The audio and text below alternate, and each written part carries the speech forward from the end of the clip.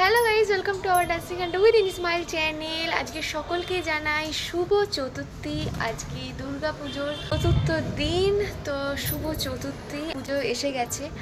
এখন ঘড়িতে বাজে হচ্ছে বিকেল 4:01। আর ভেবেছিলাম আমি প্রত্যেক দিন সকাল থেকে ব্লগ স্টার্ট করছিলাম, বাট আজকে আমি একদম ভুলে গেছি ব্লগ স্টার্ট করার কথা। আমি যখন ব্যালকনিতে এসেছি তখন আমার সাডেন মনে পড়েছে, না আমি তো ব্লগটা স্টার্ট করিনি আজকে। সাডেন মনে পড়েছে, সাডেন ব্লগ স্টার্ট করে দিয়েছি।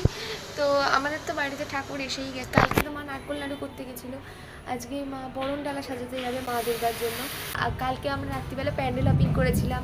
তো কোন প্যান্ডেলে গেছিলাম অবশ্যই দেখে নিতে পারো। আমি চেষ্টা করছি ব্লগগুলো খুব তাড়াতাড়ি আপলোড করে দেবার, পুরো ব্লগটা দেখতে থাকো।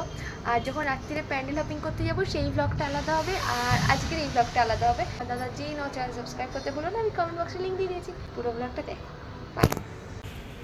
আর এখন একটুখানি বৃষ্টি হয়ে গেছে অলরেডি। প্রত্যেকবার চতুর্থীর দিন থেকে আলো জ্বালা হয়, জন্য ওয়েট করছি কালারিং টুনি লাইটটা কখন জ্বলবে।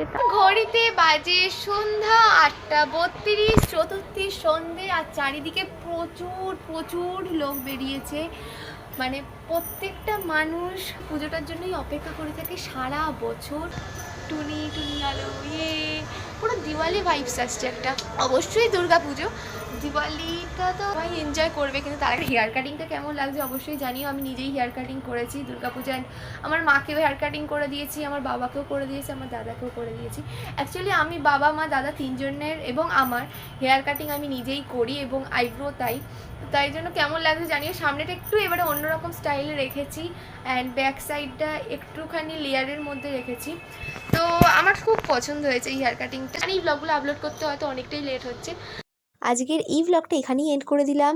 নেক্সট ব্লগ নিয়ে খুব তাড়াতাড়ি আসছি, চতুর্থ দিনের প্যান্ডেল হপিং ব্লগ। আর আমার দাদা জি চ্যানেল সাবস্ক্রাইব করে দিও। Bye bye friends.